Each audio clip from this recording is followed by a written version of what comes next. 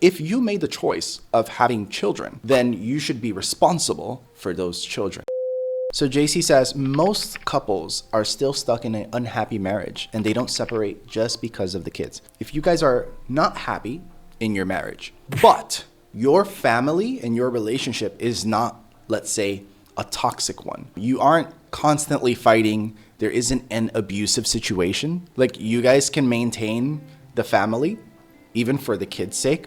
I think this is doable, to be honest with you. And let me finish before you guys judge me. Let me finish. Here's the thing. If you are in a situation where you have the mother and father are always arguing and fighting and the relationship is abusive or something like that, okay. Best thing to do is definitely separate. Even if you have kids, definitely separate.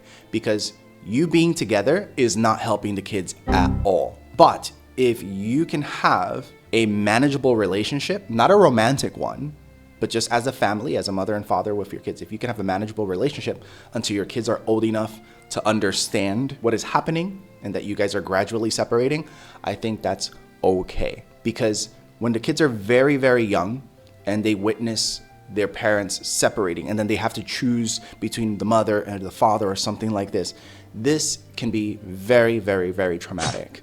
It's not obvious when the kids are young, but as they get older, it becomes more and more obvious. It's not something that you necessarily see, it's not something obvious, but as they get older, you will notice that your kids will have a hard time maintaining relationships. Your kids will have a hard time trying to figure out how to be with someone else, how to build a family, how to do any of these things.